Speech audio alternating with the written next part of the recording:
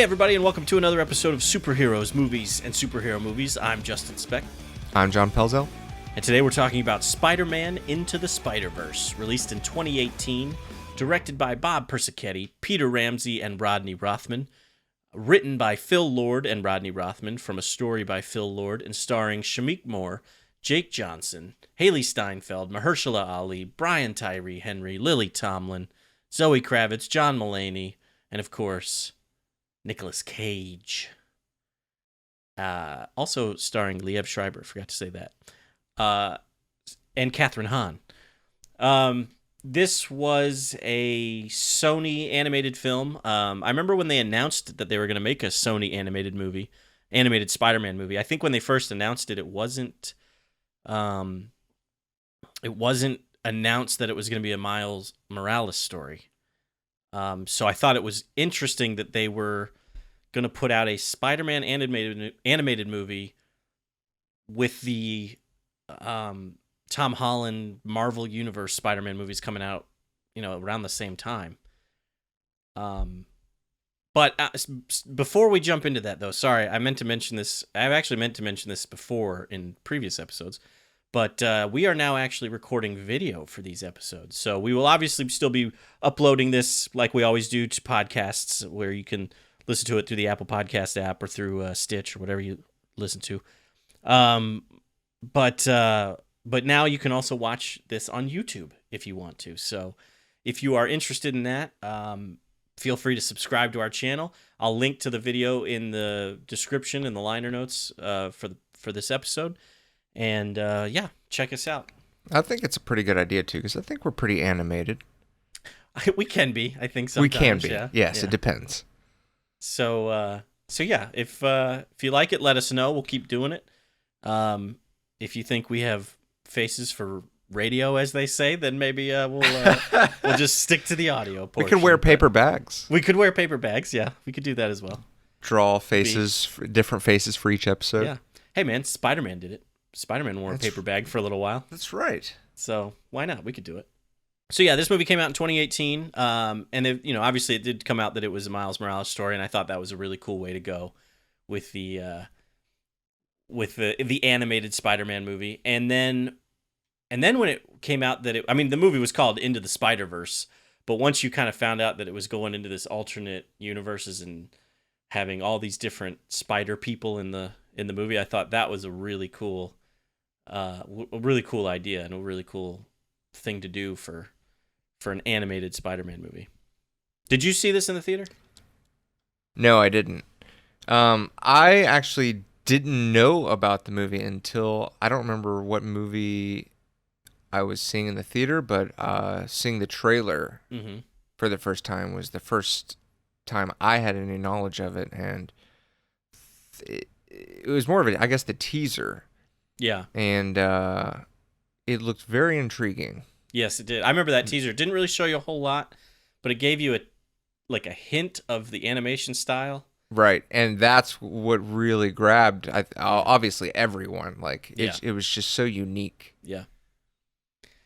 Yeah, and it I think it did pretty well. I don't recall what the box office numbers were, but I know that the movie did pretty well, and it won the Oscar for Best Animated Feature. They're making a sequel to it. So yeah, I think people responded to it pretty well, which I think is pretty cool. Yeah, I doubt they'd be making a sequel if it didn't make money. Yeah, right. And I would imagine that it probably wasn't cheap to make either. No, probably. I mean, I can't imagine animated movies in general are cheap to make, but yeah, this movie, the animation in this movie is really impressive. It's amazing. Yeah. Pardon the pun. So I did see this in the theater, and coming out of it, I was really blown away by it, and I thought, and we'll see if whether my thoughts are the same when we get to the end of the episode here, but I thought walking out of it that it was the best Spider-Man movie since Spider-Man 2.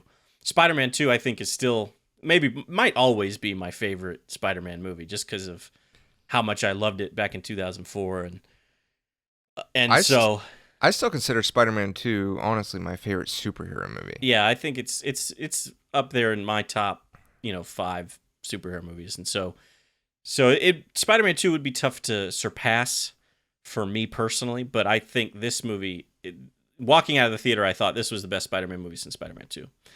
And I feel like that's a pretty big compliment. So I really liked it. However, that being said, I had not watched this movie since I saw it in the theater when I sat down to watch it for the podcast. Oh, so this was the second time you watched it? This was only the second time I had seen it, yeah. Same with me. And I was kind of glad I had let that amount of time pass by, because even though I remembered most of what happened in the movie, the big beats of the story anyway, I really did enjoy sitting down to watch it again. Usually I like watching movies at home. I have a very short attention span.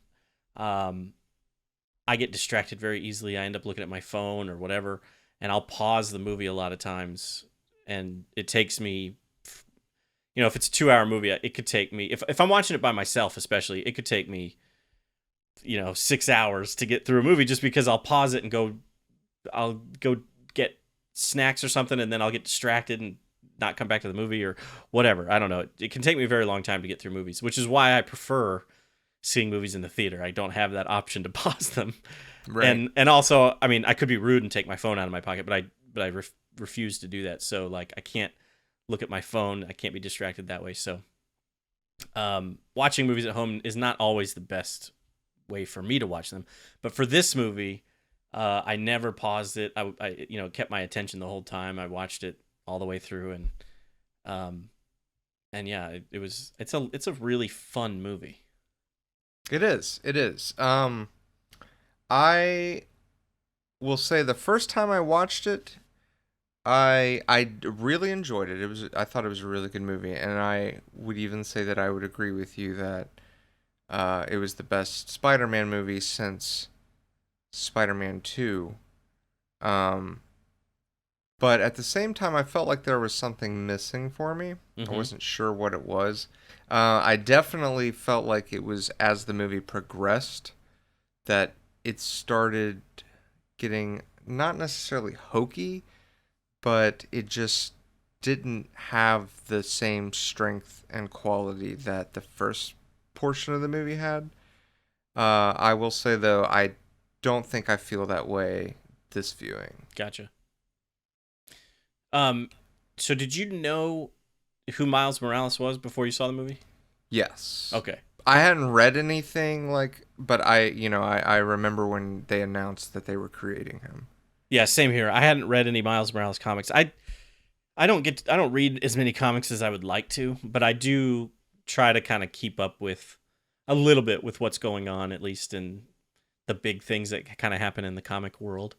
And I do remember when they announced that Miles Morales was going to be kind of this new iteration of Spider-Man. But I didn't know anything about his origin story or anything like that. So going into this movie, I didn't know that he technically, I guess, is a part of a different universe.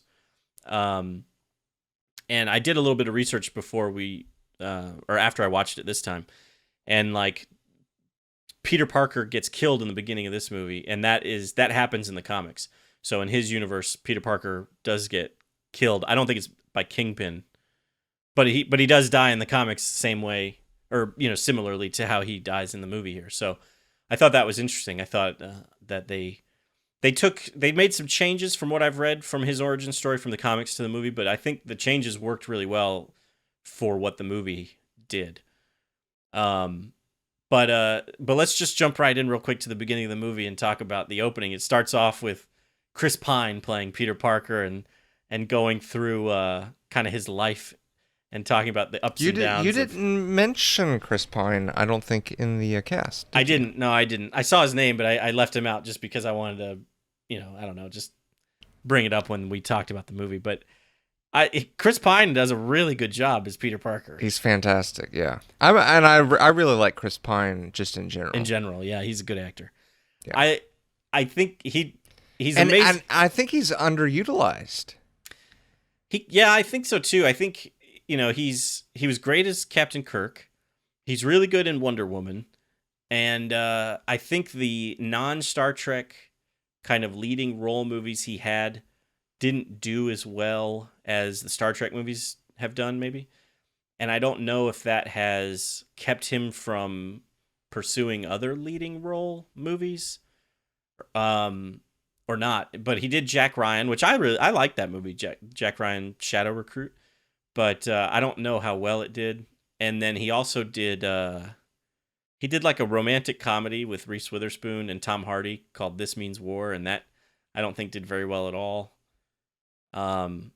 And I can't even really recall what other movies he's done. But I'm wondering if maybe he just had a couple of not hits. I wouldn't necessarily even call them like bombs, but just like not hits, and maybe studios.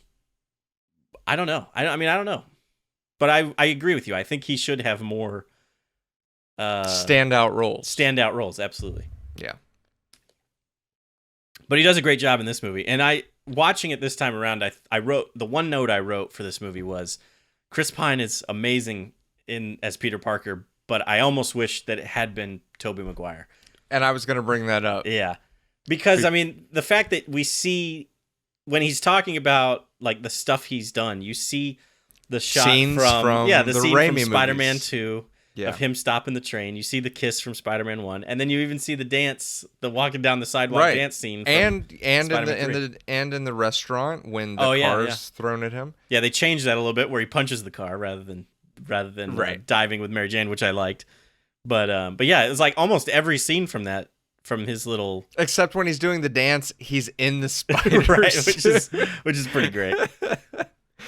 I watched this with my dad actually, and he hasn't seen any of the Spider. If he has, I could have sworn he had, but he said he hadn't. And I'm like, I think you have. But obviously he doesn't remember it. Yeah. And I know that he hasn't seen Spider-Man 3. And then when he was doing the dance, I was like, you would understand this so much better. Yeah, if you had seen the movie. Yeah. I do remember reading that I don't know if it was the directors or the writers or whatever, but they wanted Tobey Maguire and Andrew Garfield to cameo in this film, and I don't remember if it was the studio that said no or I don't know. I can't remember the reason why they're not in the movie, but I think that was a missed opportunity. It would have been really cool to see especially them. If you didn't want to use Tobey Maguire for the whole movie, you could have made him the Spider-Man that dies. Right, yeah. And then use Chris Pine's version for the alternate universe. Right. So, but Chris Pine was really good. So there's really no complaints there. Right. It's just, there's just that little bit in the back of the mind that goes, man, this would have been a little bit, I mean, as much as I like Chris Pine, it would just been a little bit cooler to have. I mean, can you imagine? Because we didn't know Chris Pine was in the movie when I went to go see the movie. So if the movie had started and you heard Tobey Maguire's voice saying, "All right, let's start from the beginning," that would have blown my mind. I would have thought that would have been so cool. So Chris Pine wasn't listed? I don't think he was listed. I don't remember hearing about him being in the cast or anything before I went and saw the movie. Uh-huh. Gotcha. I think that was kind of kept under wraps. I knew Nicolas Cage was in the movie. Jake Johnson, I knew all those guys were in the movie, but I think they kept Chris Pine fairly secret until the movie came out. At least that's how I recall it, but I don't know. Okay. So interesting moment when you first see Spider-Man is him fighting Green Goblin. Yeah. And he's like this giant gargoyle. Yeah, he's huge, this was something I wanted to look up and I forgot about it and I didn't get a chance to, but a lot of the villains in this movie have a different look to them than what we're used to. And I wondered if it was because it's the alternate universe, because it's Miles Morales' universe and not the Earth Prime, if you will. True, because you have Doc Ock. Right, and yeah, exactly. And Scorpion. Scorpion looks different in this movie too. He's kind of got like mechanical legs or something. Right. So I wondered if Green Goblin looked that way in the comics or not. I don't know for sure, but he is huge. He's like, I mean, he's a monster in the movie. He is a giant Green Goblin. Right. So I mean, it does not look like a mask. he's like a killer croc, basically. Right. He's got a very interesting look. What did you think about his design? I like the design, but being Green Goblin, I was like, I don't know. But yeah, you're right. Being an alternate universe, I guess it's fine. I guess it's passable. Right. Because it is a cool design. Like, it is a cool design. He's got wings and everything even, he's right. Like, what happened to and he calls him Norman. So it is Norman Osborn. Yeah. Did he just mutate into this thing? Like, That's what lizard? Yeah, that's what I was going to say. I wonder if they almost gave him a little bit of a lizard kind of origin or something in this universe where he's mutated rather than a guy putting on a mask and being crazy, I guess. But yeah, I like the design too, but I agree with you. It's a little strange. It'd be like maybe not quite to this effect, but I was going to say it'd be like if Joker was this giant, if he was Killer Croc sized. Didn't they do that in one of the Arkham games? They did. Well, yeah, he gets the Titan drug or whatever it is and becomes huge. Yeah, it's like one of the boss battles. But yeah, I think it's cool. It's a cool scene and everything. But yeah, it's I thought the same thing. Like when I first saw the movie and saw Green Goblin, I was like, whoa, like he's way too big and whatnot. But watching it this time around, I was thinking about how it's an alternate universe and how I was like, maybe that's this universe's version of Green Goblin. It's not necessarily the I don't know what to call it. Earth Prime is, I guess, what I would call it. The Earth Prime Spider-Man's version of Green Goblin. The Green Goblin we are used to seeing. Correct. Yet, Kingpin and Tombstone are, like, identical. Right, yeah. Except Kingpin is huge as He's well. He's also very huge, yeah. But I actually really liked that. Yeah. I like Kingpin's design in this movie, too. Yeah. Like, it's exaggerated, but it's cool. Right. Yeah. What did you think of Liev Schreiber as Kingpin, voice of Kingpin? Great. Fantastic. Yeah. I didn't realize it was him the first time I saw the movie. The voice sounded familiar to me, but I didn't realize it was Liev Schreiber until the credits rolled, and I was like, "Oh wow!" And so watching it this time around, I could kind of hear his voice a little bit, but he's doing kind of a cool accent, and he does it really well. He pulls it off pretty good. Yeah, he's good. Good Kingpin. Yes, agreed. So let's talk about the start of Miles. Yeah. And, I love how one of my favorite scenes is his dad dropping him off and forcing him to say he loves his dad in front of the student body. I love that scene. Yeah, it's pretty great. There's a lot of humor in the movie that works really well. Yes, agreed. And a lot of it has to do with Miles. Like some of the funniest parts in the movie to me were right after he gets, I guess it's like the next morning after he's been bitten by the spider, and like his clothes don't fit, and he runs into Gwen. Yeah, he runs into Gwen, and she's like, "Why are you sweating so much?" And he's like, "Why am I sweating so much?" And he, like the inner monologue that he has and everything. It's. And I loved, he's walking down the hall and he's trying to figure out what's going on, and he gets distracted. Like his own thoughts get distracted. He's like, why are my thoughts so loud? What's going on? That girl is really tall. And then like he goes on. Right. I love that. I thought that they did a really good job. And I think it's a clever way to do what they wanted to do, which was be able to have him talk and it not sound hokey. So right. You can hear him talking as an audience member, but he also hears himself really loud and is acknowledging that, so it doesn't make it weird. Right. So you can do a lot more dialogue, internal dialogue, because of that. Yeah. My other favorite internal dialogue moment is when I think this is before he gets bitten. No, it's not, because he's running away from the security guard and he ends up sticking to the walls. But anyway, he runs into the security guard. And the security guard says, I know you snuck out last night, Morales. And he goes, play dumb. Who's Morales? And he goes, not that dumb. That part makes me laugh every time. It's pretty good. Back to the Gwen, though, when she's like, why are you sweating? He's like, it's puberty. He's like, that I've already been Yeah. through. Like that wasn't exactly it, but it was. Yeah. It was, I loved it. That whole exchange is really good. Yeah. His uncle, Aaron. Yes. That was I liked how you know, he had that relationship and that you did a quick thing of that. But then he kind of disappears. You don't see him for again. a little while. Yeah. Yeah, like you don't see him again or really hear about him until later on in the movie where it's important. Right. But I do like this movie does a good job of setting up Miles's world. You know, we see his mom and dad. His dad talks about his kind of dislike of Spider-Man and whatnot. And then we see the relationship with Miles and Uncle Aaron.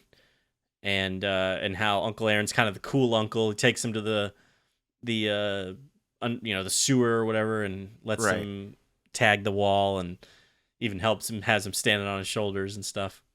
And then which is completely illegal. But then they have that exchange about how he's like, well, and then your dad became a cop. He's like, your dad and I used to do this. Right, yeah. And then your dad became a cop. Yeah. And then I love the moment where he gets bitten by the spider, and it's like this big thing. The music swells and everything. You see the spider bite him, and then he just goes. Yeah. So he doesn't. Yeah.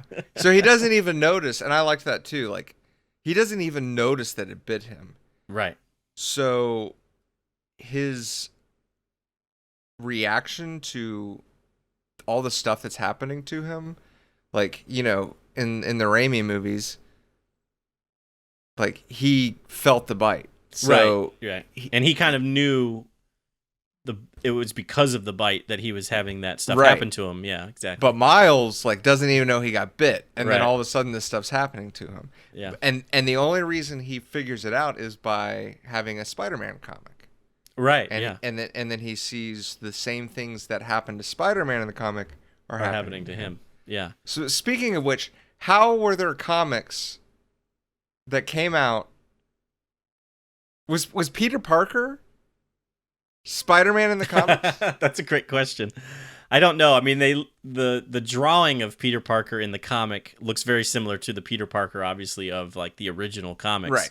Right. But yeah, that's a good question. I don't know. I doubt that it would be Peter Parker. Is it Peter Parker? Comics. And how does the comic know what happened to Spider-Man like when he was becoming Spider-Man? Because obviously that is exactly what happened to him because it's happening to Miles.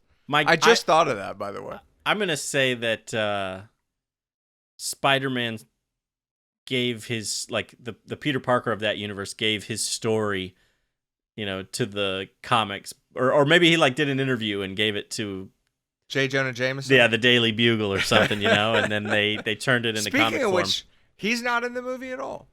No, he's not. You're right. I guess it's because, you know, Miles How Morales... amazing would it have been if they had J.K. Simmons reprise his role? He's just going to be J. Jonah in everything. That he should be. Yeah. But I was going to say, I guess it's just because Miles Morales doesn't ever really work at the Daily Bugle or anything, so there's no real reason to have him in the movie. But I, you know, you figured he could have done like he could have been involved with the news of Spider-Man dying. Well, that's true. That's a good point. Could have had a cameo. Big moment. Yeah. Yeah. But you know, it's fine. I'm not complaining. What I was gonna say was we saw Spider-Man in the beginning. He has a Christmas album. We even hear it at one point in the movie. The security guard has it like on his computer or something. Right. So I figured if Spider-Man is recording Christmas albums and selling merchandise, I feel like it's pretty safe to assume that he sold like his story to the comic books and let them, but without giving his identity. Like I assume it's not Peter Parker in the comics, but who knows? I don't know. That's something too that he mentions is to not invest in a Spider-Man themed restaurant. That's right. Because it apparently does not work. Yeah. That was a good I wonder what kind of food they serve there. But they do. After Spider-Man dies, you do see on the news it's like they're revealing who he is. So Correct. I don't think the comics had his exactly. That's what I'm saying. Right. it was probably some other name. Bruce Banner. I don't know. I like Chris Pine too when he first meets Miles and how encouraging he is. You know what I mean? Like, I think Miles says something like, I don't want to be the next Spider-Man or something. And he goes, I don't think you have a choice, kiddo.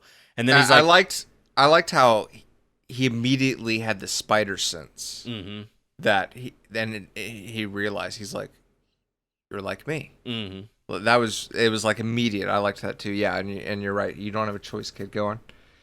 And well, I was just going to say, and he's like, I got to go fight this bad guy, but I'll teach you how to be Spider-Man, basically. He's like very willing to do it. He's very different than the Peter Parker that we see. I was going to say, he's a better Peter Parker than the other one we get. Yeah, exactly.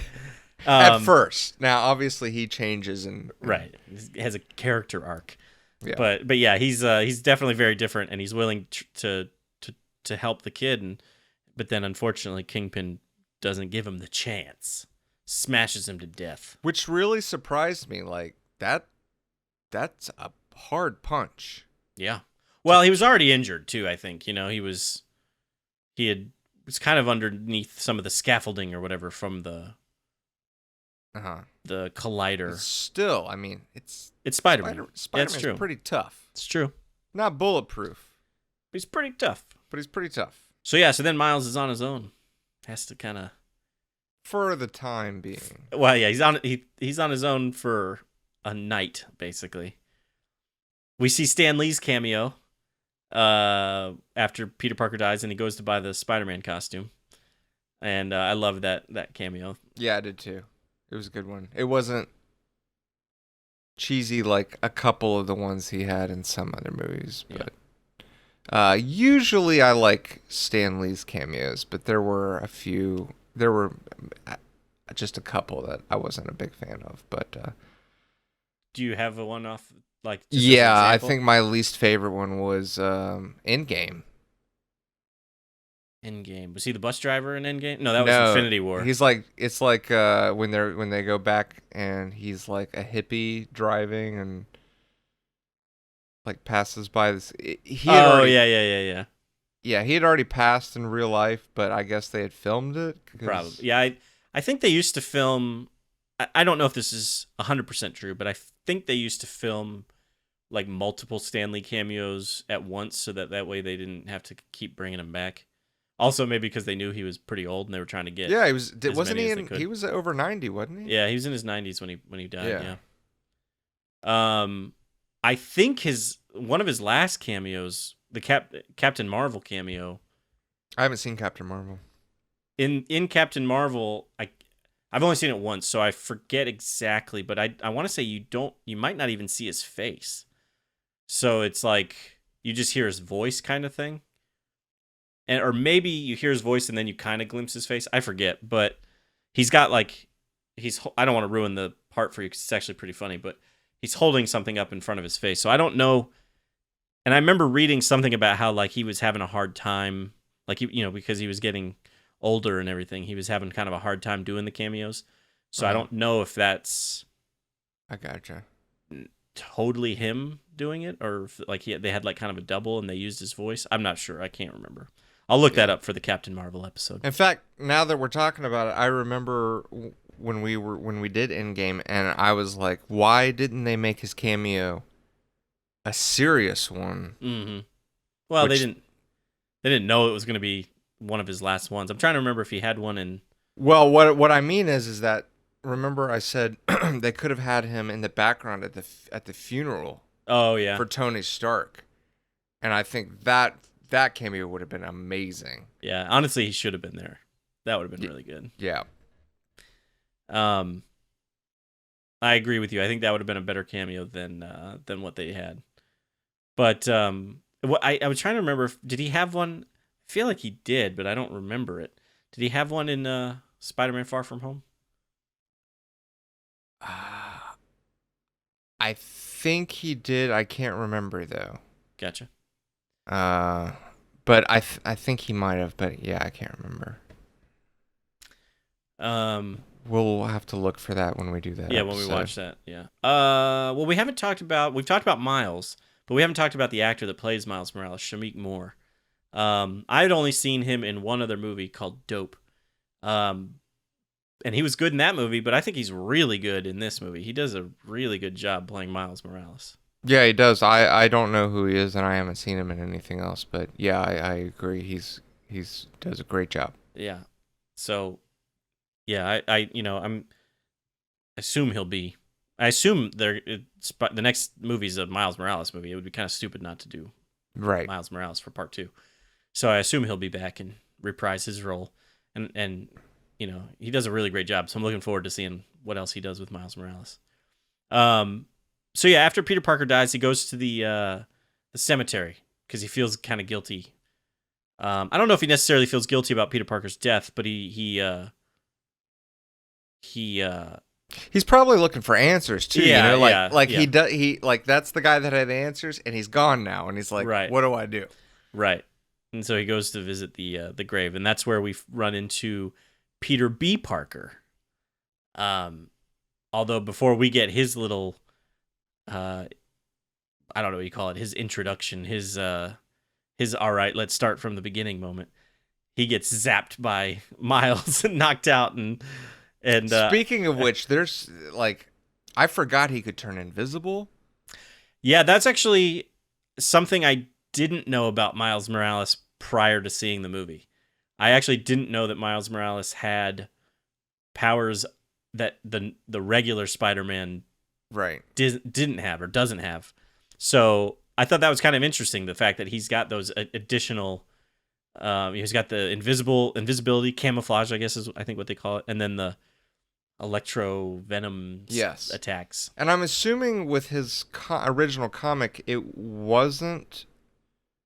They didn't include the different dimensions and multi-universe. Am I correct?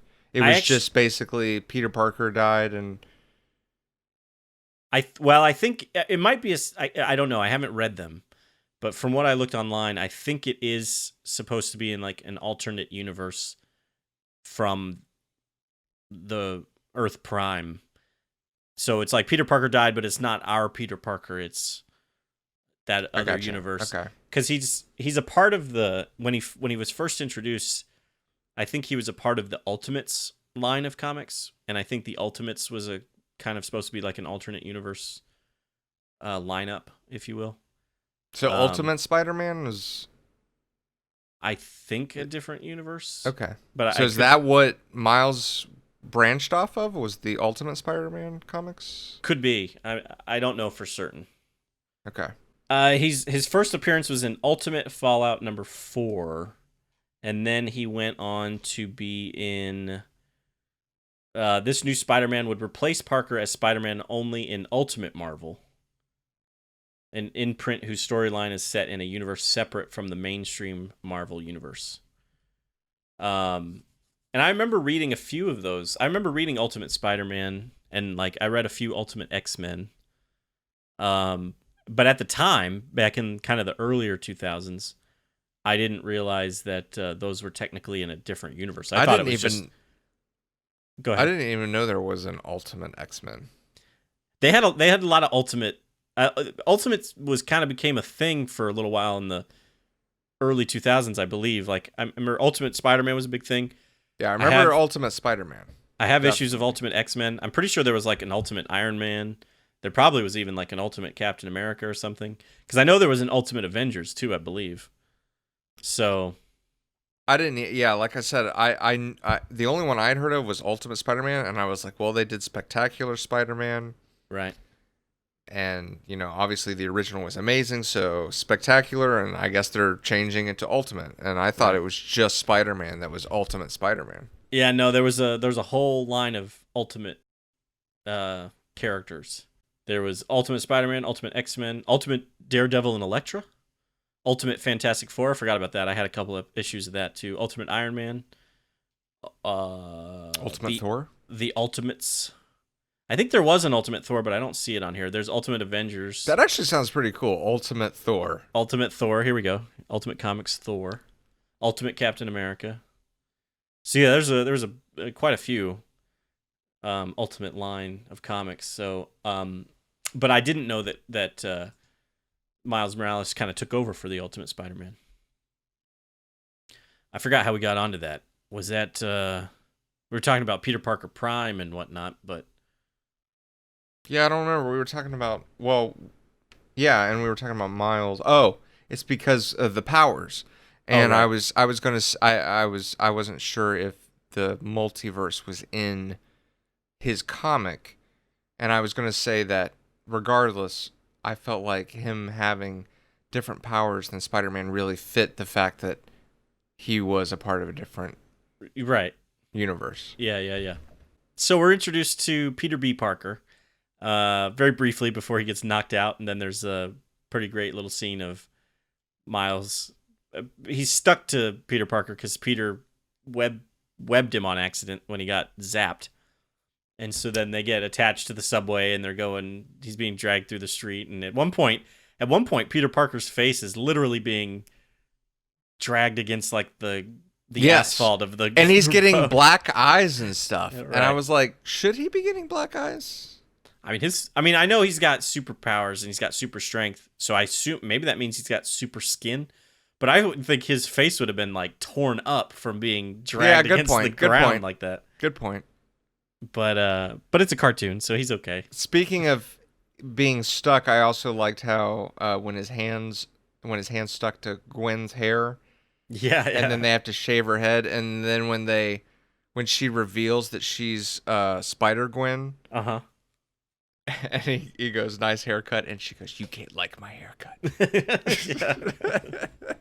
Watching it this time around, because again I didn't know. Seeing it the first time, I obviously knew that there was a uh multiple there was going to be multiple universes going on in this movie based on the trailers and everything, and I knew we had Spider-Man Noir and we were going to have other Spider-Man characters, and I knew it. Jake Johnson's Peter Parker was obviously from a different universe based on the trailers and whatnot, but I guess I didn't realize going into the movie the first time that Spider-Gwen was going to necessarily be from a different universe. And so watching it this time around and knowing that she's from a different universe, I forgot. I was like, how is she already there?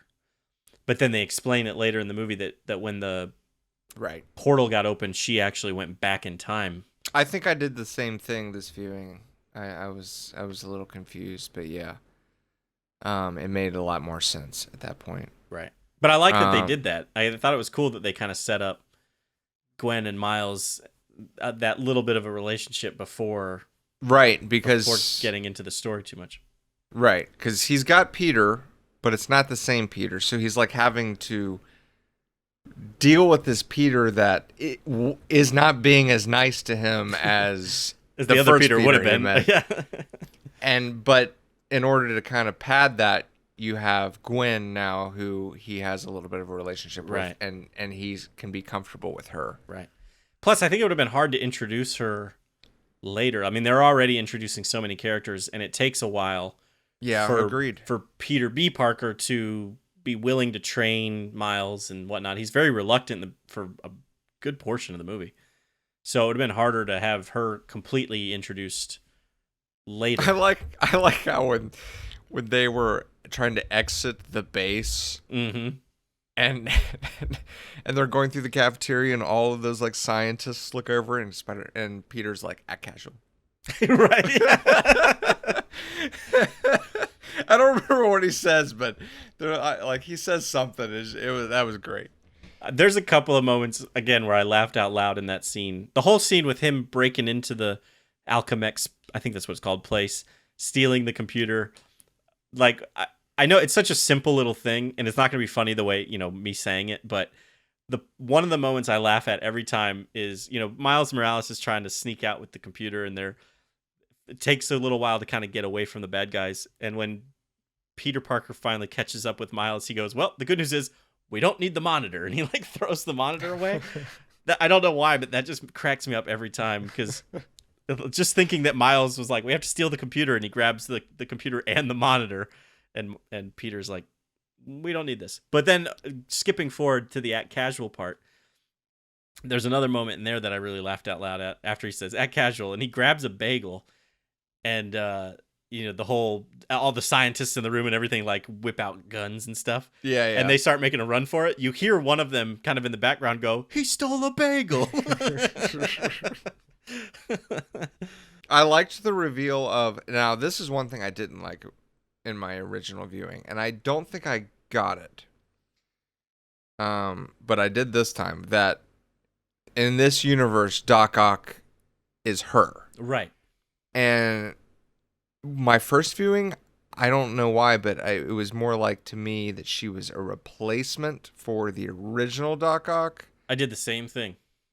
It's weird. I don't know why. I don't know why either. I think it's just because even though we know that this is an alternate universe, I guess our brains were just thinking, well, she's not the Doc Ock. She must be like Doc Ock's sister, or like right. something must have happened to Doc Ock and she's taking over. Right. But I did the same thing. Watching it this time, it clicked. I was like, oh, she is the Doc Ock of this universe. Right.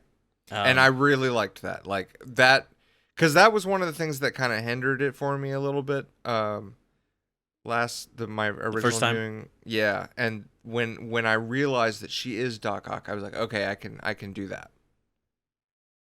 Yeah, I like instead of her being a secondary character, Doc Ock. Right, like a Doc Ock replacement, which is kind of what I thought. But yeah, I agree with you. I think having her as Doc Ock in this movie is pretty cool. And I don't know. Again, I wonder if that was in the comics. I don't know if they changed that for the movie, or if there was a female Doc Ock in the Miles Morales comics. I don't know. I'll have to look that up. But Catherine Hahn as I forget what her name was. Was it Olivia? Yes. It's just going to say Olivia Doc Octavius. Ock. Yeah, Olivia Octavius. Whatever. I thought she did a really great job. And I like. There's the one thing I maybe don't like about her character, and it's not her character. It's maybe the design of Doc Ock. The arms, they look less mechanical in this movie than they do like. It's almost like the yeah, you're right. They almost like kind of plasticky, almost. Yeah, or putty. Yeah, and so that is just one thing I don't necessarily care for, but it's not anything that I think detracts from the movie. But here's at my all or question: anything. when in the scene where the car scene from Spider-Man 2, when he's eating with Mary Jane in the restaurant, Mm-hmm. and you see the mechanical arms, I'm assuming that was her. Yeah, it could have been. Yeah, because she's the Doc Ock right in that universe. Yeah, you're right. So maybe she had the mechanical arms and now she's upgraded to these new. No, arms. I think they might have been the same arms. The same ones. Yeah, and I think hiding, because they never showed Doc Ock in that scene. Just the arms. Well, she or he, whichever. I'm assuming it's her. It's got to be. Is covered by the car. Yeah, and all you see are the arms. So when you have the reveal and you think back and you're like, oh, that was her in that scene. Mm-hmm. So, which would make it not Tobey Maguire. So there's that. There's the fix for that. You're right. I thought about that too. I mean, like, if it had been, Tobey Maguire, if it had been Tobey Maguire, then there's the whole question of, do the Sam Raimi movies actually take place in the Miles Morales universe? You know what I mean? It's like, it would have, I think it would have been fun to have Tobey Maguire play that part in the beginning, but at the same time, it would have opened up like the floodgates, if you will, of theories and whatnot. You know what I mean? I don't know. Yeah, that's true. But at the same time, I don't think it would have mattered because... I don't think it would have mattered either. Yeah, because it takes place after all of the story of the Raimi movies. So. Right. However, if it had been Tobey Maguire, then you could have brought up the question of Olivia Octavius must be some relative or something of Otto, because That's Otto true. was in Spider-Man 2. Right. That is true. Which is not what I wanted. And but even though it's Chris Pine, you still see scenes from Spider-Man 2. But I guess it could have been it's from Olivia. an alternate universe. Right, it could have been Olivia. You're right, Yeah. you're right. And now we can get a Spider-Man 4 with Tobey Maguire. Yeah. Which I hope and pray happens someday. It's interesting. I like that this... like that movies in general, I guess. I mean, it could get super confusing, but I like that movies are willing to do this whole multiverse type thing. This movie does it really well, obviously, and like, I'm trying to think. The Flash, we got this upcoming Flash movie, and it's still at this point a rumor. I think I don't think anything has been confirmed, but Michael Keaton is supposedly in talks to. Well, yeah, and the rumor's so big, I'm sure that they are probably trying to maybe work that, because what has the reaction been? Has anyone said no, that's stupid? I mean, obviously there's been a few people, but I think the overall reaction is that would be amazing. Awesome. Yeah, exactly. Yeah. I agree with you, and I'm in that boat. So yeah, Michael Keaton is in talks to obviously reprise his Batman role, because I assume he'll be a Batman from another universe, because obviously Ben Affleck is Batman in the Ezra Miller universe. But they also have done multiverse stuff on the CW TV shows, the superhero shows. And now, Doctor Strange, the new Doctor Strange movie that's going to come out in a couple years, is called Doctor Strange in the Multiverse of Madness or something like that. So they're obviously going to be talking about. Oh my goodness, that sounds crazy. So the MCU is going to be introducing the multiverse. So wow, who knows? You never know. Tobey Maguire could put the suit back on for something in the future. I mean, the way they're going, it's a very real possibility. It's a clever way to also just expand everything and be able to reuse characters, but in different ways with different actors. Right. And without it not being cliche. Right. Like, eventually it'll get to the point where you're like, okay, this is the same old. Yeah. But right now it's still new.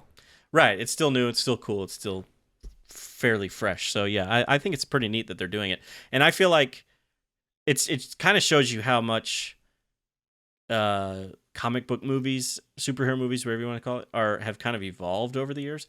Because thinking about even just going back to like the early 2000s with the Sam Raimi Spider-Man trilogy, I can't imagine them ever thinking about doing the multiverse, in a movie. And there was no point to, cause, back then no one had even told the Spider-Man story in cinema yet. Right. So you had to do that first. Right. I was thinking, I even thought about how like certain comic book storylines just wouldn't have been adapted back then. Like X-Men Days of Future Past. Like that was a story that I would have never guessed that they would have adapted for the big screen, and they did. Yeah. So you needed to have a extensive establishment of the characters and who these people were and the world they lived in to be able to twist it. Right. Yeah. And otherwise no one would have noted. Like the twisted world would have been the normal. So that's kind of where we are now with the MCU, I think. Yeah. So it'll be interesting. I don't know if I mentioned this in the podcast or if it was just you and I talking, but I think it was just you and I was like, I don't know how much longer these superhero movies are going to be able to really go on. Mm-hmm. But if they start doing multiverse stuff, that could be a whole nother section that we get. Yeah, absolutely. I mean, who knows what the possibilities they could kind of run with multiverse stuff going on. I mean, they could essentially, you could use that as a way to reboot characters even, while still kind of having them be a part of the main movies. Exactly. Because of the whole, especially like if Doctor Strange, like you could have, I don't know how. I know Sony and Disney have had like a certain deal with the Tom Holland Spider-Man, so I don't know if this would ever happen. But you could potentially have Tobey Maguire Spider-Man show up like in the Doctor Strange movie because he's doing the multiverse thing. You never know. So there's some endless or even Miles like pop out of the animated into live action. Or just even stay animated. That's true. Spider-Ham come as well. Right. Yeah. Exactly. What do you think, Spider-Ham? I thought I liked him. It was about as far as you could go without getting too hokey, but no, I liked him. I did too. I like Spider-Ham, and I thought John Mulaney, I think is how you say his name, that played him did a good job. Pretty funny. He's not my favorite character. Like it's not. I actually, out of the ones that you find later, the Spider-Ham, Penny Parker, and I'm assuming you don't like Spider-Man Penny Noir. Parker because you're not an anime fan. I'm not. I'd never heard of Penny Parker, actually. I had to look her up too. I was curious if any of the characters I knew. Well, I guess I was mostly just curious about her because I knew Spider-Ham existed before the movie, and I knew Spider-Man Noir existed before the movie, but I had never heard of Penny Parker, so I didn't know if maybe they created her for the movie, but they didn't. She exists in the comics. Well, since we've done process of elimination, I guess that leaves Spider-Man Noir as your favorite out of the ones that come later. Well, and yes. I agree. Nicolas Cage as Spider-Man Noir is just perfect. And I love that when they first see him, Miles is like, is he in black and white? like I love that he probably comes from a black and white universe and he's like still black and white. That's why I love the Rubik's Cube and his fascination with it. No, I like, can he see color? Oh, I don't know. That's a good question, actually. I think he even says in the movie, like, is this blue or something? Yes, he does. He goes purple, and Spider-Ham's like, nope, and he goes blue, and Spider-Ham's like, no. And I don't know if that means he can't see right, color, or if he just doesn't know what it is. What colors are? Yeah, exactly. Yeah, he's having either way. colors. Either way, it's hilarious. Yeah, it's really. And then good. he takes it with him, and then his closing scene when they're going over like everyone's lives is him completing the Rubik's Cube. So I guess he can see it. I don't know. Or he can at least differentiate, like, he can just tell that they're different shades of gray if he can only see right. Yeah. But yeah, man, that would be really impressive. If they're just shades of gray and he's still got it. Yeah, it would be impressive, actually. You're right. But yeah, I mean, Nicolas Cage is any superhero is, I'm a fan of. He finally got to play Superman in Teen Titans Go. Oh, did he? Yeah. Which that was a movie I'd never watched any Teen Titans Go, and maybe we'll have to talk about this movie. But I went and saw it in the theater, just because I mostly wanted to just see Nicolas Cage voice Superman. And how did he do? He does a good job. I mean, the movie's really silly. Yeah, I'm not a big fan of Teen Titans Go, but I actually really liked the movie. Okay. I thought the movie actually it made me laugh. So I don't know. I maybe I'll make you watch it for the podcast. All right. Because it was, we haven't done a whole lot of animated movies on our podcast, and part of that is, well, I don't know actually why we haven't really done any, but I would like to think that it's mostly because we do theatrically released movies. Well, we were going to do Green Lantern First Flight. That's true, we were. I don't remember why we didn't. There's plenty of animated movies that we could do, and I would love to talk about a lot of them, but this movie, Batman Mask of the Phantasm, yes, Teen Titans Go. I mean, there's a few theatrically released animated movies that I think we could talk about. And if we ever, I mean, there's so many superhero movies and regular movies that we haven't talked about that we need to talk about, that I kind of keep putting some of the straight to video animated movies on the back burner. But if we ever get around to it, I think they could be a lot of fun to talk about. But anyway, Teen Titans Go, yeah. I thought it was funny. So back to this film, back to Spider-Verse. What did you think about Jake Johnson as Peter Parker? I thought he did great as well. I didn't really he's a totally different Peter Parker. Right. But I felt like there was a nice flow evenly of transitioning from the Peter Parker from one universe to the other. Yeah, I think he's a great contrast to Chris Pine's Peter Parker. Right. Yeah, Chris Pine's Peter Parker looks like he's got it together aside from the dancing in the street that we see in the beginning from Spider-Man 3. No, but he seems like he's he's the heroic Spider-Man that we all know and love. He seems to have gotten it together. I think even in the movie, he's married to Mary Jane. So Yes, like and even that his personal life is kind of that whole together. sequence where he's like, "All right, let's do this again," and he like explains it. That was hilarious. Yeah, I love seeing And sad, but yes, yeah. But I love seeing him in the spider suit in the shower crying. yes, It's pretty great. but it also makes that whole sequence makes the end of the movie just really I agree. And I love and you have the moment where he's where was it? Oh, when they go down into the spider cave. Mhm. And he's got the picture of Mary Jane there, and he just like freezes and just kind of loses himself in that moment. That was touching. And same when they break into the dinner or whatever. Well, that's different because he's just like, "My God, I love you." Right. But he also he can't focus on what he's doing because he's so caught up by seeing Mary Jane. But it was different because in that he's like, I want to bring you bread. I'm sorry, I wasn't there for you. But and she's like, it's okay. But in the spider cave, it's like just that moment of where he's like just remembering. He's just lost in the feelings that he has.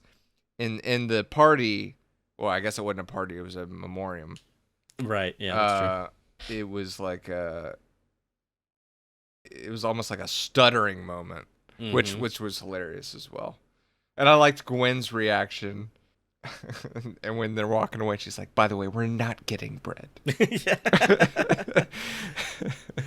not getting You're right. There was a lot of good humor in this. It was really good. I hope that the sequel does just as well. It seems like sometimes and not overdo it like yeah. they try to do. Like you got to be smart and you can't be in your face comedy. It's got to be subtle and witty, but there. Right. It's like I'm sure I'm not saying that they didn't try hard with this movie, but it's like the humor seems very natural in this movie. Correct. And the performances are really good and the jokes are really funny. Right. It doesn't bring you out of the movie. Right. It's a part of it. But it seems like with movies that have a lot of humor, they try really hard to bring that same magic to the movie, and they end up trying too hard, and the comedy falls flat. Right. And it's the ones that get it right, like this one did. Right. Like Guardians of the Galaxy. Mm-hmm. I'm trying to think. Iron Man, the original Iron Man. I felt like Iron Man 2 tried to push a little bit more, not so much as other movies did, but still there was some humor in there that they knew that they were funny in the first one, and you could really it's almost like it's trying to put a piece into a puzzle that's too big, right, and it just sticks out. Yeah. So hopefully, in the sequel, hopefully they can do it properly. Right. So we'll see. Speaking of the spider cave, one of the things I noticed this time, one of the things I noticed was you see all the suits in the background, all the different Spider-Man suits.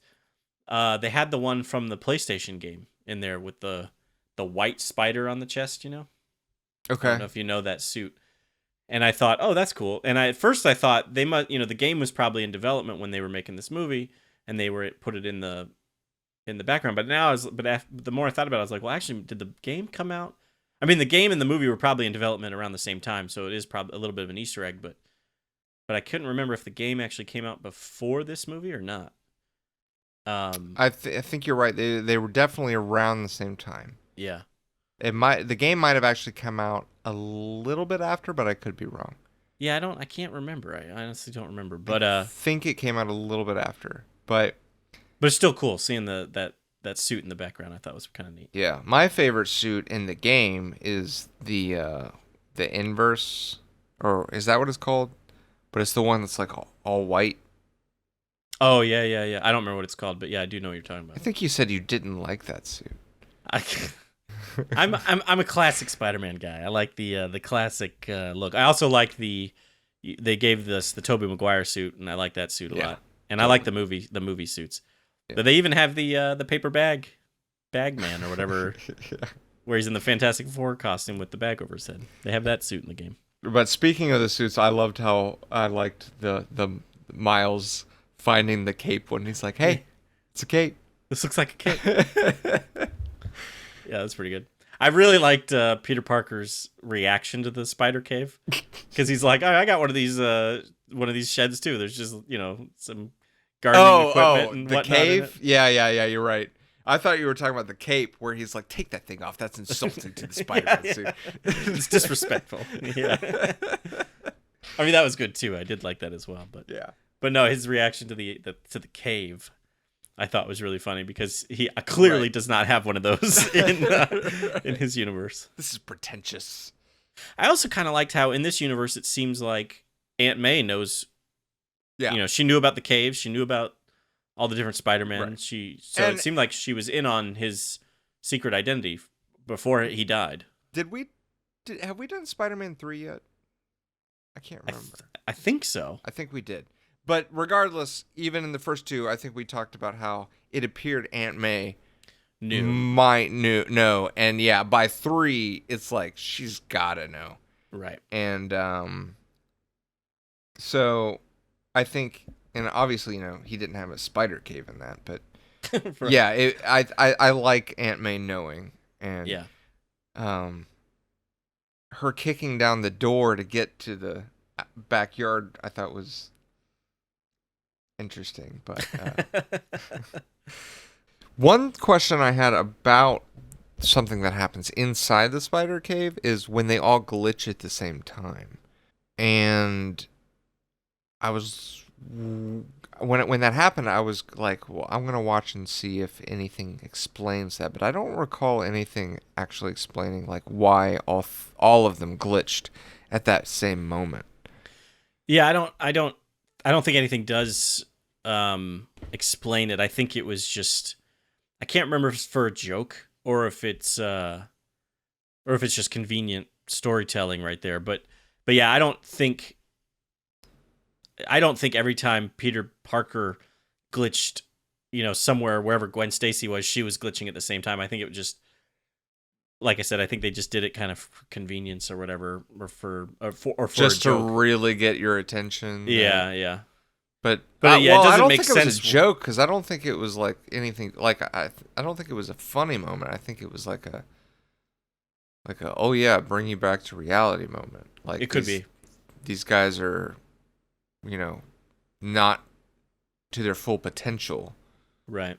And there's also some weird stuff going on with them that could be, harmful or whatever. Yeah.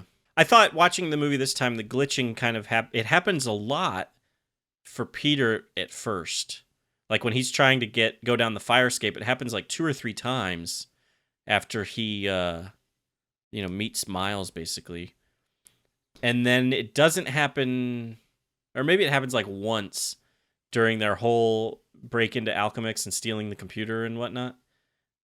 And I think it might happen. Well, like it does in while the he's chair, because that's when Doc Ock yeah. says, like, I can't wait to watch you, like, It suffer. does happen in the chair. And I think that one is a joke. Like something like he says something and then it glitched, so it kind of adds a little bit of punch to whatever he said. I think you're right, yeah. And I think it might happen again when they're swinging through the trees trying to get away from Doc Ock. But the point is, it happened very frequently when it was kind of introduced that it was happening, and then it stopped for a while, and then it kind of happens here and there. I think you're right. And it's kind of used as we need to make Spider-Man basically trip up, so let's have him glitch. Right. Yeah, we can't have him get away too easily type of thing. Right. And then it might happen again when they're fighting like the big final battle with the with the collider going on and stuff. I don't remember, but it was one of those things where like it seemed a little inconsistent, but at the same time maybe it was inconsistent, maybe they did have periods of time where they were glitching a lot and then there were periods of time where they didn't glitch a lot, who knows.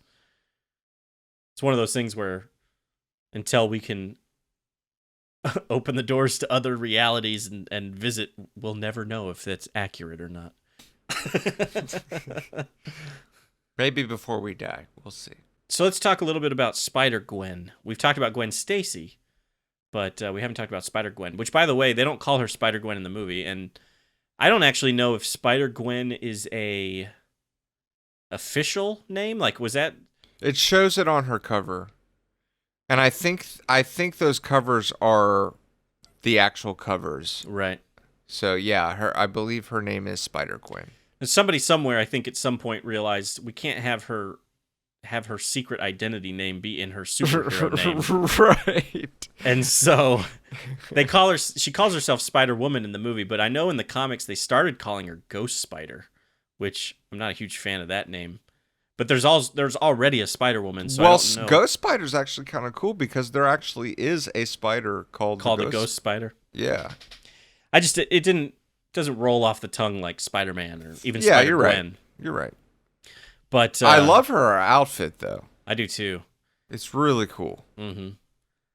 And I like her in the movie. I like her story. It's again something I didn't know, which is comic accurate from what I've read. That like she's in her story, she's bitten by the spider, and it's Peter Parker who dies. With that, it seems like everybody. They even talk about it in the movie. Peter Parker lost Uncle Ben. Penny Parker lost her father. I forget who Spider-Man Noir says he lost, but then Spider-Gwen lost Peter Parker, and I thought that was an interesting take on the story. That it wasn't her father that died, because I think Captain Stacy dies in the comics. Yeah, he does. It was Peter Parker in her universe, which I thought was really just interesting to me, and how she takes it better than Peter Parker does. Like when Peter Parker sees Mary Jane in this universe, like we talked about at the memorial, he kind of stumbles over himself. But she's been side by side with Peter Parker, pretty much from the moment that they steal the computer. And she kind of mentions at one point that, it's tough seeing him again. But she's able to handle it a lot better than he was, obviously. Right, so, yeah. It's like there was a lot of misunderstanding in their relationship. Right. You know who I thought did the voice of Gwen Stacy was who played her in the Andrew Garfield iteration. Emma Stone? Yes. Nope, not Emma Stone. Haley Steinfeld plays her in the movie. Haley Steinfeld.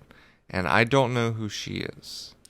I don't know if it was her first movie. The movie that she kind of True Grit. Yep, she got the most kind of recognition from True Grit, and that put her on the map.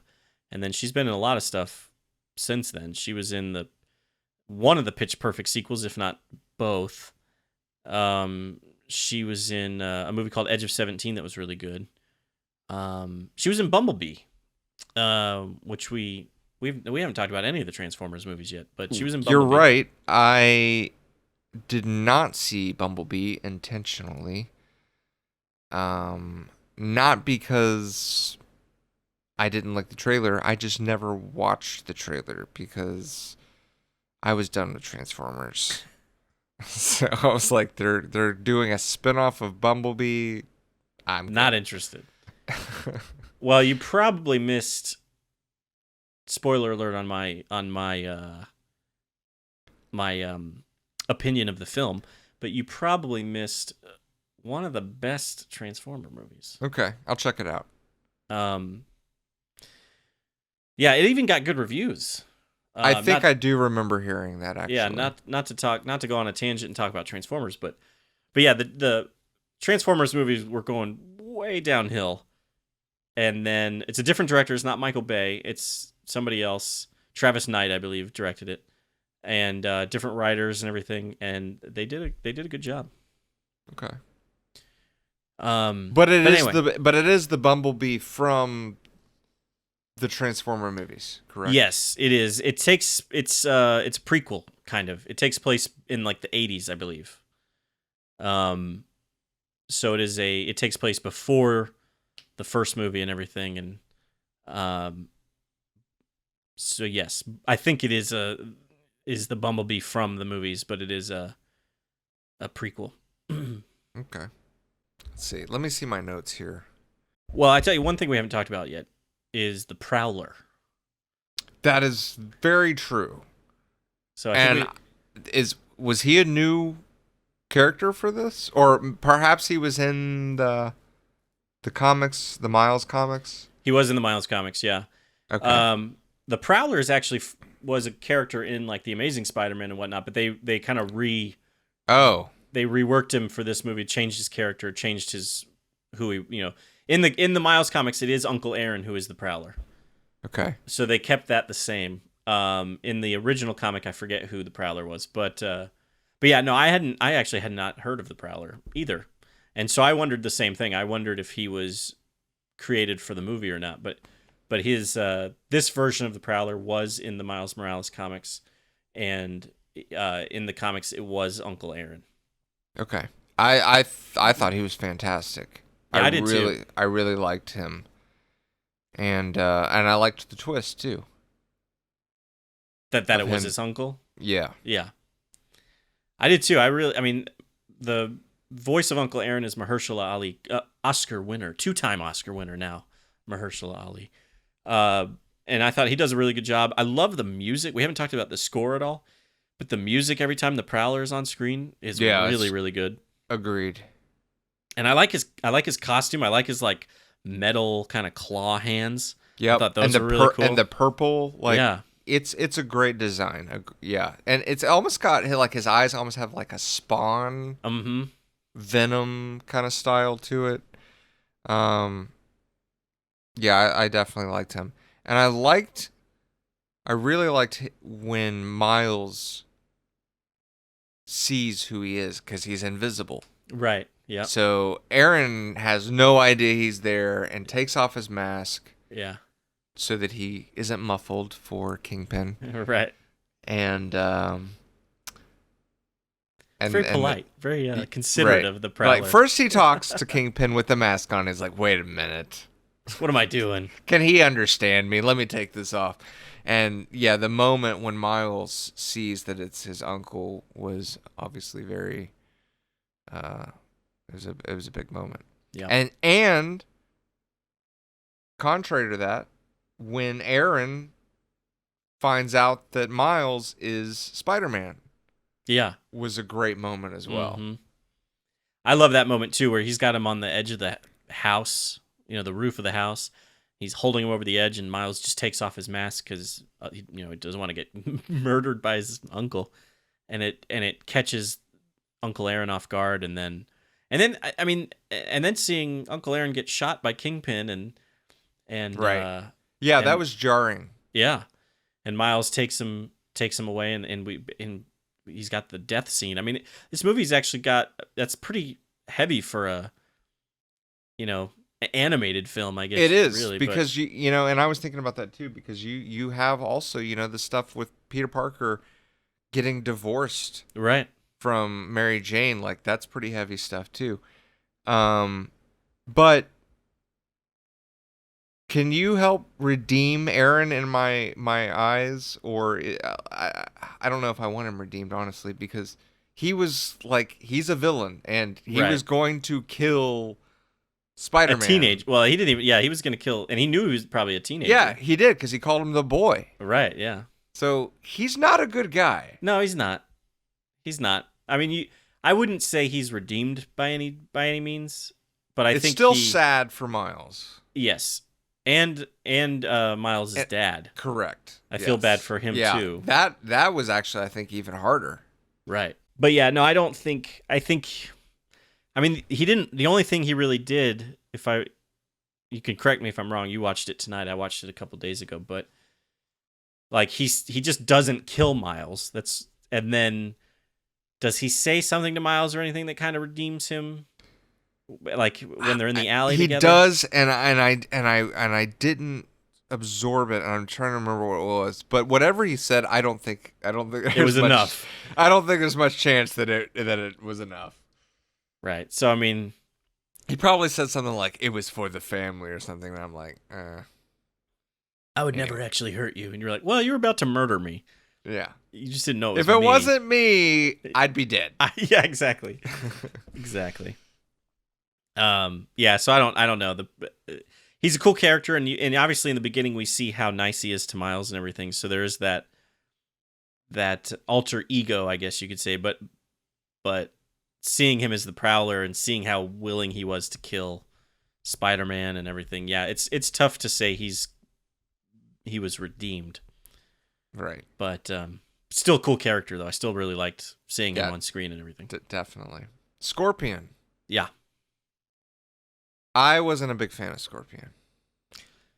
Fan of the design? Not a fan of the design, or the fan of the Just performance? in general. Or yeah. Mainly the design. But I think it's because, and like you said, it is all an alternate universe, so I'll give it a little bit of slack there. But you know, I just like the and Classic Scorpion. I'm being biased because he's already set up in my mind of how Scorpion should be, and this was not him. So I don't know.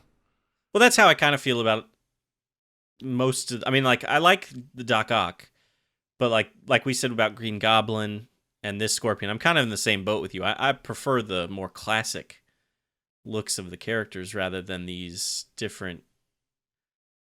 I mean, it's one thing to kind of change it up a little bit. It's another thing to kind of completely redo it. You know what I mean? And so, but but you know, when you do go into this is a multiverse, right? You give it a little bit more leeway there. Yeah, you can, but I definitely prefer the traditional Scorpion over this one. I'll say that. Yeah.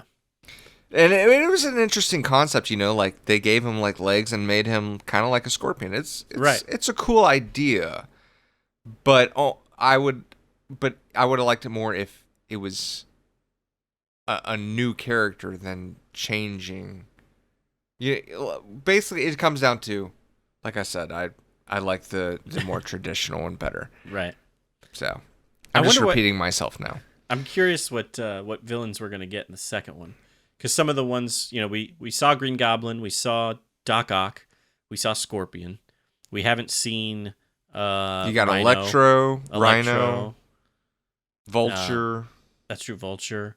You've got Sandman. Mm-hmm. I don't know if they would have. I mean, do you think Venom? I would assume probably doesn't really exist in this universe. I mean, I would say he does. I think every character probably exists in the universe.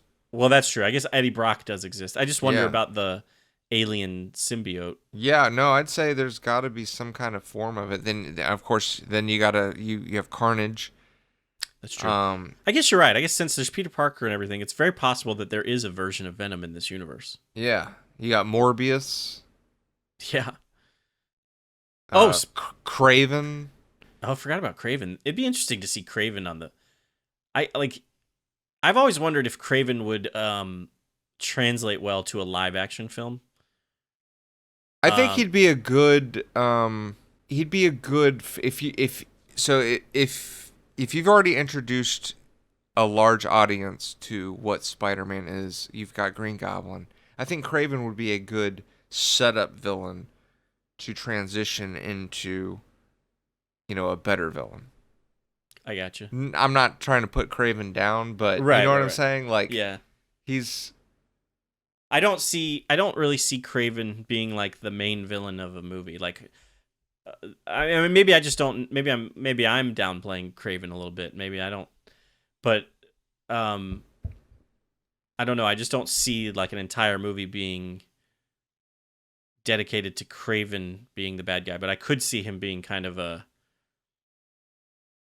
I don't want to see him being a throwaway villain either. Like, I don't want to see him be that's somebody in the very first 10 minutes who gets captured and you know, beaten. But at the same time, I don't know if he would be enough to carry a whole movie by himself. That's why I think if you did do him, he'd have to be a first one to where, you know, you could do an interesting story, mm-hmm. but set it up to, you know, to where a sequel is going to be a bigger, better thing. But I think he could do some interesting things with Craven. Was he ever on the animated series? Yeah. He was? Yep. That's another... I've been rewatching Batman, the animated series, and I've been really enjoying it. I'm only like 20-something episodes in, but I think I kind of want to go back and rewatch some of the animated series from my childhood, like rewatch X-Men, the animated series. X-Men's awesome. Yeah, and rewatch Spider-Man I think would be fun too. So. Spider-Man's pretty good. It doesn't hold up as well as X-Men does. Right. But Batman the animated series holds up really well. Oh yeah. How could it not? But X-Men does too, surprisingly. Like the animation is a little dated. Mm-hmm. And because of the animation, I think the voice acting is still really good, but with the animation it might hold it back a little bit. Yeah. But story-wise, it's fantastic. Yeah. So I definitely need to rewatch that. Yeah.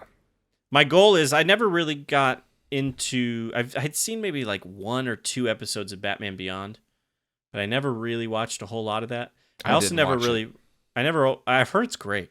I've never also really watched a whole lot of the Justice League cartoons. So my goal is to get through Batman the animated series, then watch Superman the animated series, and then Batman Beyond, and then Justice League, which might take me forever, and I'll probably get burned out before I finish. But that's kind of my goal, is to do that, rewatch kind of those, because I watched a bunch of Batman the animated series. Like every episode I've seen so far, I was like, I remember this episode. Yeah, I'm pretty sure I've seen every episode of, and back when it was on television, right? Yeah, like I watched that thing all the time, religiously. Yeah, me too. But like I said, I haven't really watched much Batman Beyond or anything, so I would. But I feel like I don't know. I kind of want to just, even though I don't. I mean, Kevin Conroy does play Bruce Wayne in Batman Beyond. Mm-hmm. But I don't think they're I don't think you need to watch Batman the animated series before you jump into Batman Beyond. I just want to. Anyway, enough about that. Let's go back to Spider-Man. Yeah. And we've got quite a long episode going here. So yeah, we do.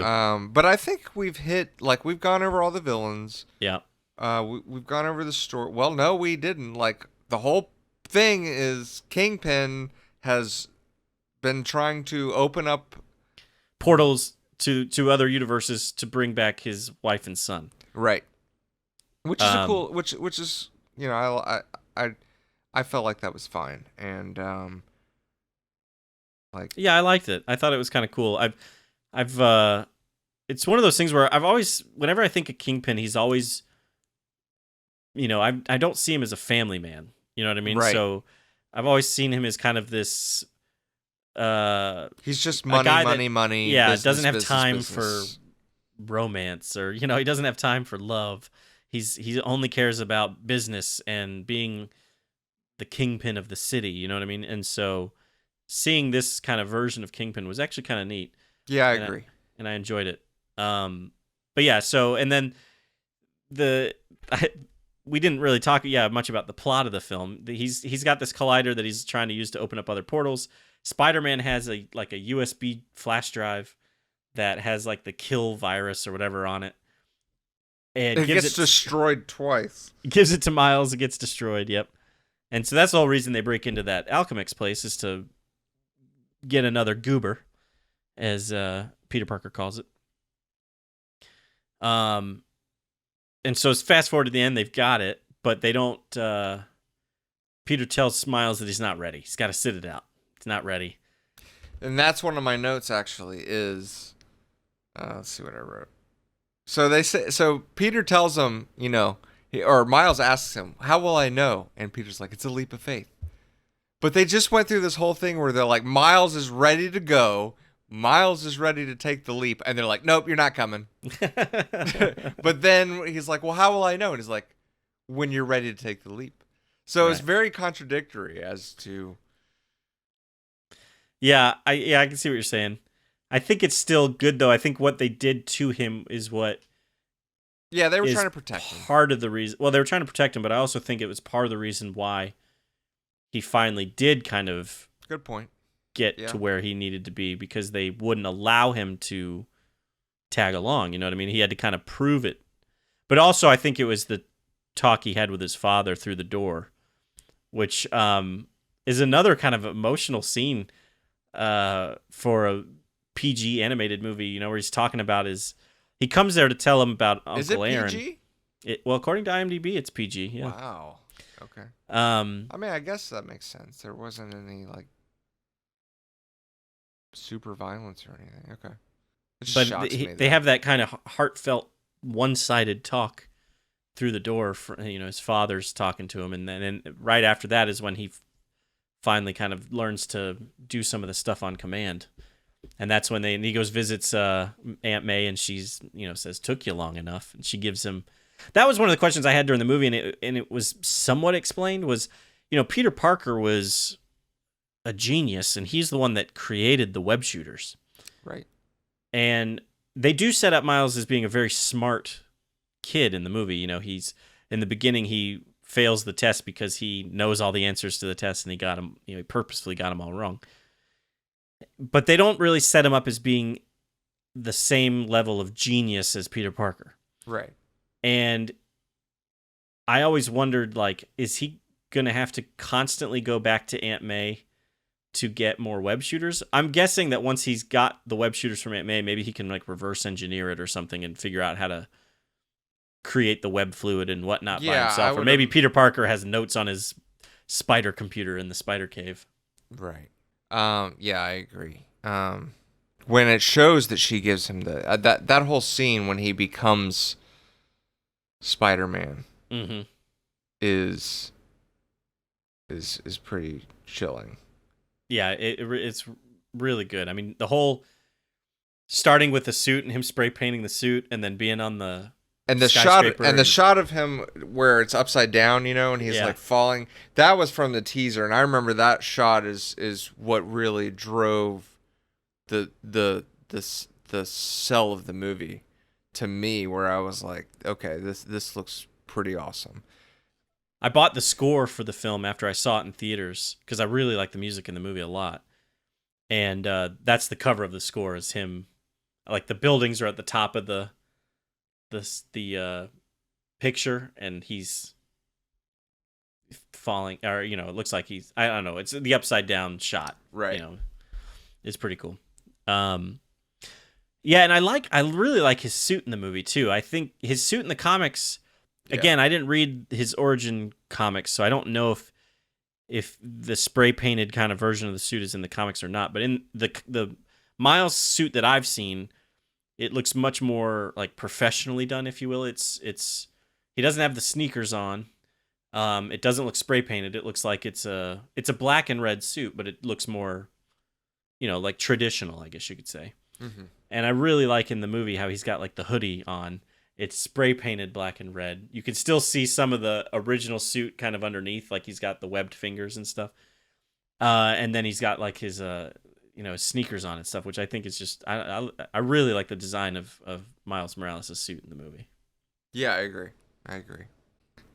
So when the Spider-Men and women are headed towards the collider, they land and I guess discuss their plan or whatever. They just have a resting moment on a construction crane. Do you remember that?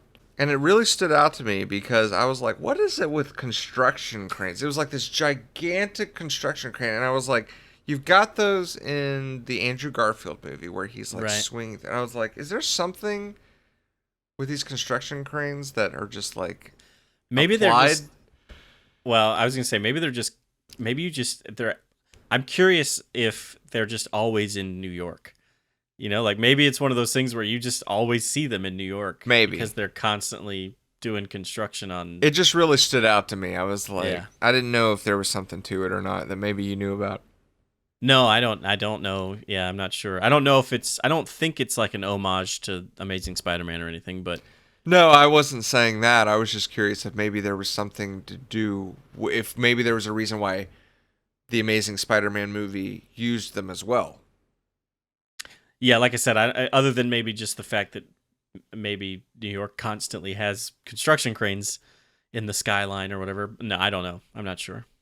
So a little fact about me is no movie has ever made We don't want to know anything about you, Justin.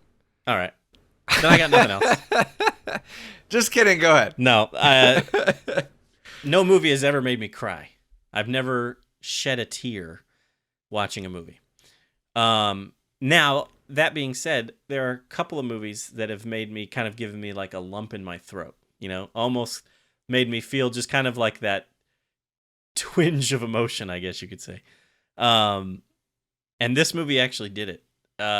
It's when I think everybody has gone through the portals already, kind of gone back to their home universe, and Peter and Miles are kind of arguing about Peter staying, and Miles does the little swipe, what do you call it, trip kick or whatever that Peter did to him in the beginning, and he catches him by his shirt, and he's about to kind of drop Peter through, and Peter has that moment of just doubt, and he's like, what if I'm not good enough or something? He says something like that about, he's scared to return back to his home universe because he's hasn't really done the best job of whatever, in his life, and he's nervous about going back to it.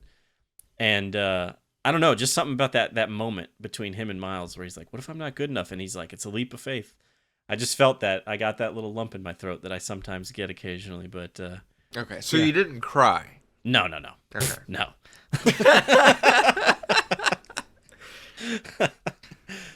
I've had that a couple times too. But I can't. The one movie I remember that did it to me was Big Fish. Oh, really? Yeah. Not you? No, I never cried in any movie. No, I didn't cry. I'm talking about you got the lump in the throat. I don't recall having that happen in Big Fish, but I don't know. Yeah. I haven't seen Big Fish in forever, so I don't know. That's a great movie. If I rewatched it now, maybe I would. I think that pretty much covers it. The only other note that I have is that Kingpin was able to pick up a car. Yeah, I wondered that too. Like, Kingpin in the comics is pretty strong. Yeah, he's a big, strong guy, but he's not superhuman. Right, he doesn't have any superpowers, at least not that I know of. So, I thought that was a little weird too that he did that. I can let it slide, but yeah, I wondered the exact same thing watching it. I was like, should he be able to do that? But whatever. Yeah, he did. He picks up a car and throws it like it's nothing, really. Yeah. And he kills Spider-Man by, pounding his fist on him. Yeah. And it doesn't work on Miles. Yeah, and again, I feel like maybe it's because Spider-Man was the Chris Pine Spider-Man was injured in the beginning of the film, so maybe that was what it was. He just was weakened enough that Kingpin's fists were his hit points were down below 20%. Exactly. Okay. Gotcha. Now, did you stick around to the post-credit scene? No, because I watched this right before the podcast, and I knew you were waiting on me. I was like, I gotta go. I gotcha. So. Well, if you get a chance, you should check it out. It's pretty funny. It's do you want me to tell you, or do you want to just go watch it? It involves Spider-Man 2099. You know that yes. character, and it voiced by Oscar Isaac. He's the voice of Spider-Man 2099. And he goes back and he's like, they open up like a kind of multiverse portal type thing as well. And he's like, let's go back to the beginning. And he ends up in the 1967 animated cartoon. And they do that meme. I don't know if you've seen the meme of like Spider-Man pointing at himself, Yes. They do that. And so it's this whole like, I don't know, minute exchange of Spider-Man going like, who are you? And he's like, it's Spider-Man 2099 in like the 67 kind of style, and they just keep pointing at each other and like, you pointed at me first. It's pretty good. It's pretty. That's funny. Awesome. Yeah, I will definitely check that out because I don't remember seeing that the first time I watched it either. Yeah, you should definitely watch it. It's it's on YouTube, I'm sure, so you check it out. But yeah, I guess we've been talking for a while, and I'm sure there's other things we could talk about, but I think we pretty much covered most of the big points. So, you want to go into rating? What would you give this movie? I'm going to give it 4 out of 5 stars. 4 out of 5. That's lower than I kind of expected, to be honest with you. I am going to give it the highly coveted. No, that's wrong. The highly coveted 5 out of 5 stars. 5 out of 5 stars. Wow. Yeah, I think this movie is pretty close to perfect in my opinion. It's a really good movie. I was when I finished it, I was leaning toward, like, my initial thought was 4.5, but something inside me told me I think I don't know if it quite reaches that. If we were, we say this frequently. I think you said it. At least it was, if it wasn't the last podcast, it was the one before that, where you were like, if I could do, quarter stars, like, right, yeah, I would give this 1.25. But as if I have to gauge and round closer to 4.5 or 4, I think I have to go with the 4. Gotcha. Interesting. I'd be curious to know what caused the negative points, if you will. I don't know if it's necessarily anything in particular. It's just like, my just gut. a feeling. Yeah. Gotcha. Yeah. For me, I mean, I really, like I said, when I walked out of the theater 2 years ago, I thought this was the best Spider-Man movie since Spider-Man 2. Watching it again this week, I thought the same thing. I mean, I was like, I really, and like I said, I never paused it. I was kind of sucked into it again. I thought about watching it again today with, like, I don't know if the Blu-ray has a director's commentary or not, but if it did, I was thinking about watching it again with commentary, just to see if there was anything I could learn before we talked about it, but I didn't. But that's how much how much I liked it. Is I thought about watching it again, even though I just watched it a few days ago, watching it again today for the podcast. So yeah. Well, I will say the first time I watched it, I liked it, but I was not. Like I said, the second half of the movie kind of brought me down a little bit. So the first time I watched it, I probably would have been like a 3.5 to 4 range. This time I was a 4 to 4.5. Right, yeah. So, but 4 is a really big, like, that's a really good rating for me. Like, I know I give 4 ratings a lot, but it's because we review a lot of really good movies. Yeah.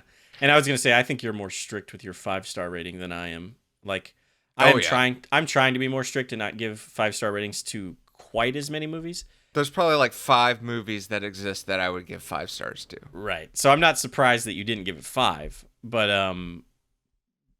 yeah, for me, I gotta go 5. I gotta go. I mean, that's like, it's an A+ movie in my opinion. Like 5 out of 5 stars. So fair enough. Yeah. And like, to me, it's an A-. Yeah. So yeah, I guess. But 4, you could technically say would be a what? Like if you were doing. But it doesn't matter. Like for me. I don't know. We've talked about that before, because technically 2.5 is middle of the road. Like, is exactly half of 5 stars. But yeah, 2.5 you'd say is a C, but that is not the case for me. Right. Like if I give a movie a 2.5, it's like D. Right. Yeah. So I don't know exactly what 4 would be. So exactly, for me, but 4 is like an A-, honestly. Yeah. Yeah. Well, we'd love to know what you think about Spider-Man Into the Spider-Verse. You can always leave a comment on our website, www.cinemaheroes.com. You can leave a comment on our Facebook page, facebook.com/SM and SM Podcast. You can leave a comment on this video on YouTube. Don't forget to hit that like button and subscribe. And you can tweet at us on Twitter, @CinemaHeroes. I think that about wraps it up for this episode. I'm Justin Speck. I'm John Pelson. Thanks for listening. Thanks for subscribing.